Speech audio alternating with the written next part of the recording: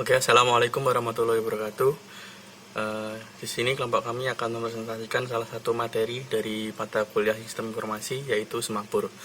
Sebelum kita masuk ke materi, kita akan memperkenalkan diri kita masing-masing. Pertama, saya Rodia Riza Marsetyo, NIM 1824101073, dan juga dua rekan saya. Yang pertama ada Dimas Rifriandi, NIM 182410101080. Lalu ada Wahyu Eka Darmawan, NIM 1824101092. Langsung saja kita masuk ke materi yang pertama, yaitu pengertian dari Semapur. Pengertian Semapur itu ada pengertian harfiah dan juga istilah. Yang pertama, pengertian harfiah, secara harfiah. Di sini kita mengutip dari dua sumber. Yang pertama dari Kamus Istilah Program.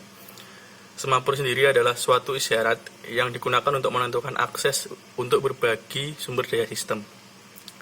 Sedangkan dari sumber yang kedua, kita mengutip dari Wikipedia Indonesia, yaitu Semapur adalah sebuah struktur data komputer yang digunakan untuk sinkronisasi proses, yaitu untuk memecahkan masalah di mana lebih dari satu proses atau thread dijalankan secara bersamaan dan harus diatur urutan kerjanya.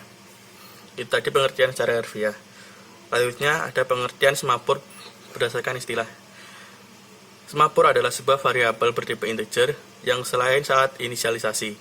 Dalam kehidupan nyata, Semapur adalah sistem sinyal yang digunakan untuk berkomunikasi secara visual. Dalam software, Semapur adalah sebuah variabel bertipe integer yang selain saat inisialisasi hanya dapat diakses melalui dua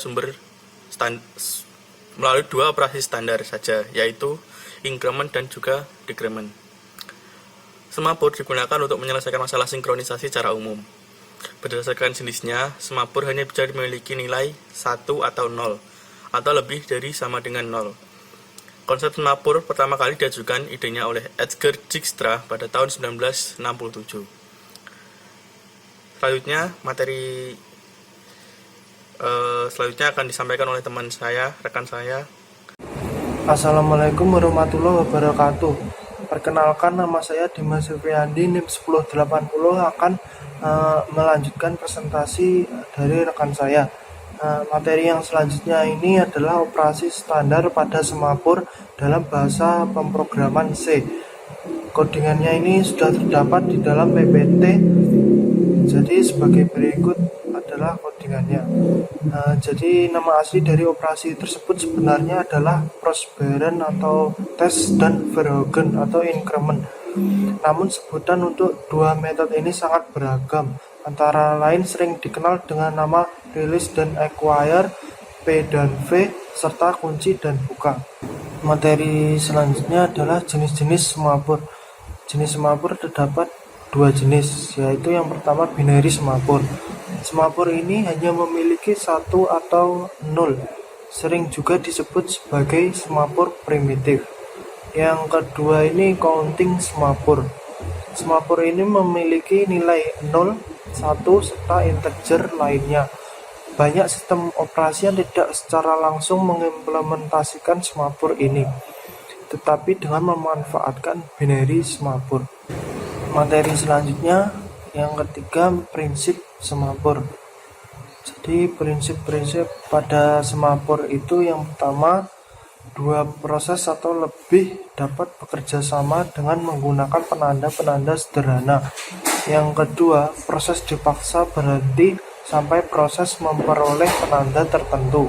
Yang ketiga, variabel khusus untuk penandaan ini disebut dengan Semapur. Assalamualaikum warahmatullahi wabarakatuh. Nama saya Wahyu Eka Darmawan, NIM 1092. Saya akan melanjutkan presentasi dari Dimas Rifriandi. Untuk bagian presentasi berikutnya, yaitu kita terdapat bagian fungsi Semapur. Fungsi Semapur itu ada 3, yaitu yang pertama mutual exclusion, resource controller, dan juga sinkronisasi antar proses. Apa itu mutual exclusion? Mutual exclusion itu adalah jika suatu thread sedang berada dalam critical sectionnya, thread lain harus menunggu thread tersebut keluar dari critical sectionnya sebelum dapat memasuki critical sectionnya sendiri. Yang kedua, resource controller, yaitu jika resource masih tersedia, thread bisa langsung menggunakannya, dan sebaliknya, jika semua resource yang dipakai, thread tersebut harus menunggu. Untuk yang ketiga yaitu sinkronisasi antar proses, yaitu ada kalanya suatu thread memerlukan resource yang dihasilkan oleh thread lainnya. Oleh karena itu dibutuhkan suatu mekanisme untuk mengatur urutan eksekusi thread, dan mekanisme ini dilakukan dengan memanfaatkan semapur. Berikutnya, keuntungan semapur. Keuntungan semapur ada dua, yaitu yang pertama dari segi programming, penanganan masalah sinkronisasi dengan semapur umumnya rapi dan teratur, sehingga mudah untuk dibuktikan kebenarannya. Dan yang kedua, semapur diimplementasikan dalam hardcode sehingga penggunaannya bersifat portable. Jadi penggunaannya tidak tetap di situ saja, tetapi bisa berpindah-pindah. Demikian presentasi dari kelompok kami. Atas kekurangannya mohon maaf. Wassalamualaikum warahmatullahi wabarakatuh.